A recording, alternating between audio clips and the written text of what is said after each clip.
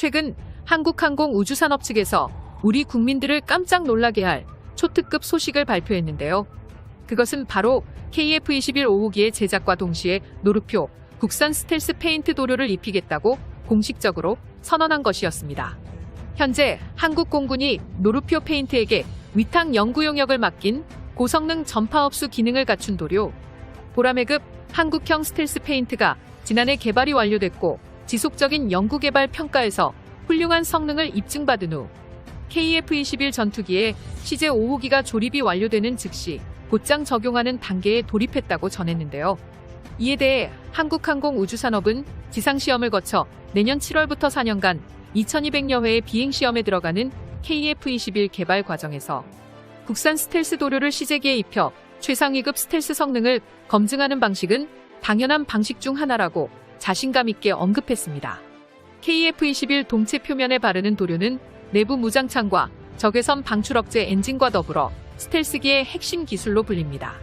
당초 당국이 도료 국내 개발에 나선 것도 기술 유출 등을 이유로 미국과 유럽 등 해외 도입이 쉽지 않았기 때문인데요. 한국 공군과 노루표 페인트는 이 국내 개발 도료가 적 레이더에 탐지될 가능성을 줄이는 피탐률을 크게 감소시킬 것이라 확신하고 있습니다. 그러므로 KF-21 5호기부터 6호기까지 순차적으로 스텔스 페인트를 적용할 것으로 보고 있으며 스텔스 지상 실험이 이루어질 것으로 보고 있습니다. 이처럼 KF-21 전투기의 CJ 5호기에 한국산 스텔스 페인트 작업을 본격적으로 시작했다는 긴급 속보입니다. 이에 따라 올해 2월 CJ 5호기의 제조가 끝나자마자 KF-21 전투기가 스텔스 성능을 탑재하는 게 공식적으로 확인되었습니다. 또한 국산 전투기인 KF-21 전투기의 차세대 블록 개발 검토가 확정됨에 따라 연구원들을 대규모로 소집하는 연구 용역 대폭 확대 소식까지 추가적으로 들려왔습니다. 국방부 고위 관계자는 KF-21 전투기가 블록1인 4.5세대 전투기로 시작하지만 저피탐 형상과 최신 센서 등을 순식간에 적용하고 있어 언제든지 5세대 전투기로 성능 개량할 수 있도록 설계 단계에서부터 고려된 기체라며 추후 6세대 전투기를 독자 개발할 수 있는 발판까지 만들었다고 자신감을 내비쳤습니다. KF-21이 완전한 6세대 스텔스기로 진화하려면 비행기 동체를 저피탐 형상으로 제작하는 것 이외에도 표면 처리가 중요합니다. 적의 레이더 전파를 흡수하거나 난반사 방지 기능을 갖추는 등의 높은 수준의 스텔스 기능을 발휘해야 하죠. 이와 관련해 주요 소식통들은 저피탐 기술의 전투기의 동체 표면 등을 톱니바퀴 형태로 처리한다거나 전파를 흡수할 수 있는 머티리얼 복합 소재 등 구조체나 도료를 칠하는 방법으로 제방 기술을 한국이 직접 연구하고 있다고 언급했습니다.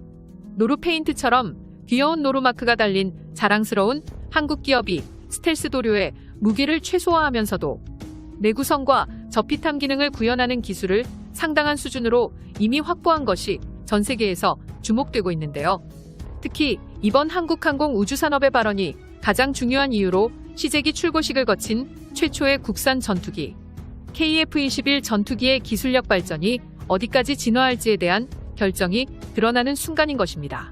오는 2028년 이후 미국의 F-35 전투기처럼 5세대 스텔스 전투기나 그 이상의 6세대 전투기로 발전할 수 있을지 여부를 가늠할 수 있게 될 전망이군요. 이러한 한국항공 우주산업의 판단은 2030년까지 5세대에서 6세대급 KF-21 후속작을 개발하기 위해 밑그림 그리기로 KF-21 전투기의 블록 뒤를 개발하기 위한 차원인 듯합니다. KF-21 전투기의 동체 표면에 바르는 도료는 내부 무장창은 물론 적외선 방출 억제, 터보팬 엔진과 더불어 스텔스기의 핵심 기술입니다. 당초 한국이 스텔스 도료를 국내 개발에 나선 것도 기술 유출 등을 이유로 해외 도입이 쉽지 않았기 때문인데요. 노루표 페인트의 스텔스 도료는 적 레이더에 탐지될 가능성을 줄이는 피탐률을 미국산 스텔스 전투기와 비슷한 수준으로 끌어올렸으며 구체적인 레이더 반사 면적을 공개하진 않았지만 스텔스 기능이 크게 증가했다는 자신감 있는 시험 결과를 발표했습니다. 한국산 스텔스기인 KF-21 전투기는 레이더가 방출한 전자기장이 물체를 만나 다시 돌아오는 값인 레이더 단면적을 흡수해 적군의 레이더에 KF-21 전투기가 골프공 수준으로 매우 작게 포착되는 게 최종 목표입니다. 또 다른 군사 소식통은 KF-21 전투기의 블록1이 F-22 랩터 전투기 등 미국산 최신형 전투기에는 못 미치지만 블록 2에서 3까지 레이더 피탐률을 꾸준하게 낮출 계획이며 KF-16 등 기존 공군의 전투기에 비교조차 할 수 없을 정도로 압도적인 스텔스 성능을 2030년까지 구축하는 게 목표라고 설명했습니다. 또한 KF-21 전투기 외에도 스텔스 도료 기술을 기존 전투기에 바르기만 해도 전반적인 구형 전투기의 레이더 회피 기능 향상에도 큰 도움이 될 것으로 한국 공군은 판단했습니다. KF-21 전투기의 블록 1 버전은 완벽한 스텔스기로 개발되진 않았지만 차후 성능 개량을 거쳐 F-35 전투기 수준과 유사한 스텔스 성능을 보여줄 것으로 예상되며 F-22와 외형이 유사한 KF-21 전투기는 5세대를 제외한 4.5세대 전투기에선 최고 사양을 갖춘 것으로 확인되었습니다. 대한민국군은 2028년까지 40대의 KF-21 블록 1을 배치시킨 후 2032년까지 총 120대의 KF-21 전투기를 실전 배치할 계획인과 동시에 한국항공우주산업 측은 향후 한국산 극초음속 미사일을 KF-21 전투기의 동체 내부에 탑재하는 스텔스 무장창도 함께 개발해 나갈 방침입니다.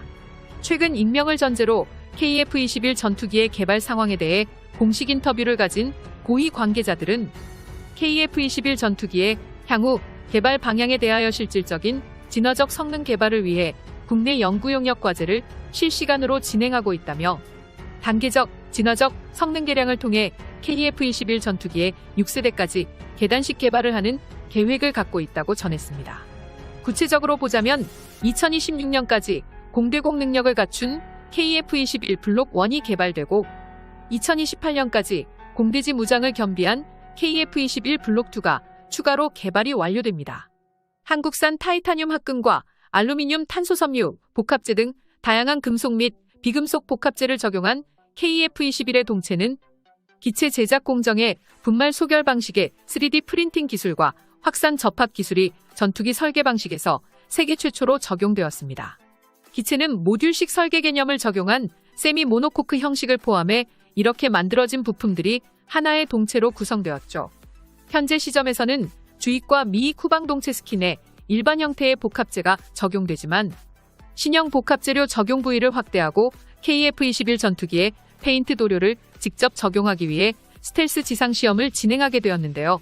스텔스기 KF-21 전투기 개발의 주요 특징은 적 레이더에 탐지되지 않는 스텔스 기능과 단발 엔진의 꼬리 날개 없이 비행하는 기술을 한국의 고유 기술로 확보하려는 게 핵심으로 활주로에서 이착륙 및 비행 시험까지 성공한 상황입니다. 관련 연구소 관계자는 스텔스기 개발 단계를 총 3단계로 나눈다면 현재 2단계까지 끝냈다고 보면 됩니다. 라고 언급했습니다. 강대국 한국의 영원한 자주국방을 위하여 세계 최강을 향한 초강대국 대한민국의 KF-21 스텔스기 프로젝트.